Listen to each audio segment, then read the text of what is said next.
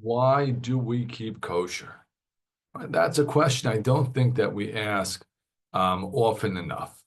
We keep kosher. We go to the store. We check symbols. Many people, right? I get pictures of symbols all the time. There are so many of them. We want to make sure the symbols are right. Right? It's where we eat, where we choose to eat out. Hopefully, um, it's almost all around us keeping kosher. It is constant, but we don't stop to think, why do we do it? Many reasons are offered. I'll give you one of my favorite Divrei Torah on Parshat Shmini. I'll ask you the following question, right? Not just why do we keep kosher, but why are the laws of kosher in Parshat Shmini? Better ask, why the laws of kosher in Sefer Vayikra, you could ask. Right in the 11th chapter of Vayikra, right in the middle of our parsha, we read it starts with Daber b'nei Yisrael zot hachaya asher tochelu. This is the animal, right? Split hooves and chews its cud, and then it goes through and creepy crawling animals, list of birds. It's a very long and extensive list. What in the world is it doing here? Maybe put it in Parshat Kedoshim, where there's all the mitzvos. Maybe in Parshat Re'eh with all the mitzvos, right? In Devarim. This is smack in the middle of real Vayikra, right? The beginning, Vayikra, Tzav, Shmini, the beginning of Shmini takes us to the 8th day. Vayi Bayom Shmini is the 8th day, the consecration of the Mikdash.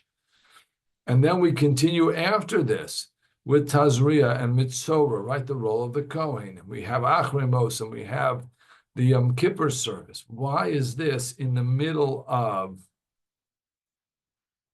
what really is the domain of the Beis Hamikdash, of the Mishkan, of the Kohanim, etc.?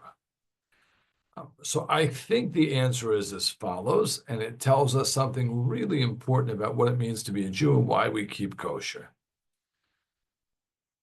We have had now a 5, 6, 7 parshios full of the Mishkan.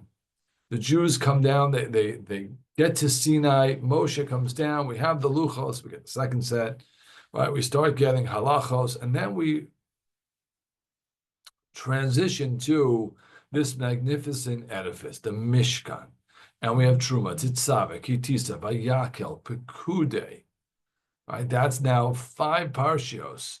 With the overall, except for Chet Egel, the overwhelming majority of those 5 parshios is all about the Mishkan and bringing Hashem into the Mishkan, bringing God into the tabernacle. And then we have Vayikra and Tzav, which talks about the Korbanos and the Kohanim. And then Shmini, we come to the consecration. There is a danger, right, that one might come to think, yeah, where do we find God? We find God in the Mishkan. God is in the tabernacle. God is with the Kohanim. Outside the Mishkan, right? God's in there. He's not outside, right? I'm a good Jew in shul. I'm a terrible Jew in business. I'm a terrible Jew in my house. I'm a terrible Jew at McDonald's. Whatever it is outside of shul, but there's such a heavy focus on the Mishkan, we might come to believe, right, that that's where we serve Hashem. That's where God is found. And you hear, I hope, right, the Jews in the desert, as they're learning this, saying, well, what about us?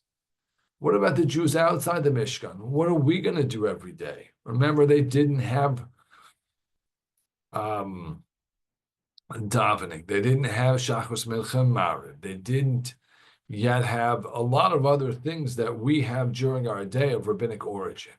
And they're sitting there thinking, what about us outside? And therefore, HaKadosh Baruch Hu says, I have some way for you to bring HaKadosh Baruch Hu down into this world, to bring God into this world outside the Mikdash, in the most mundane of things. In a realm, you're just like the animals.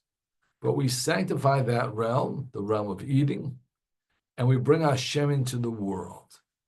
Right? And what's fascinating is that the laws of kosher come right after that string of 7.5 parshios, and there's even at the end of Perek Yud, right? Perek Yud Aleph, chapter 11 is where we start with the kosher laws. There's this little piece about should Aaron have eaten some of the korban, and Moshe thinks he should, but then Aaron reminds him that he's an onen, he just lost his children, he shouldn't.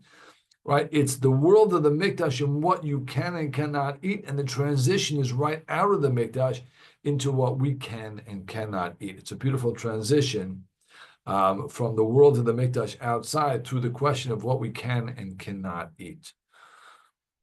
And therefore, right, we keep kosher partially. There are many other good reasons, but we keep kosher to bring Hashem into our otherwise regular mundane world.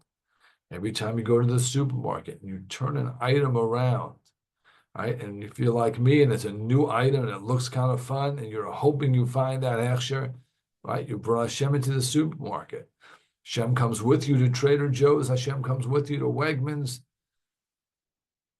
That's how we bring Hashem into the world on a constant, daily basis. That is certainly one of the primary reasons that we keep kosher. Shabbat Shalom.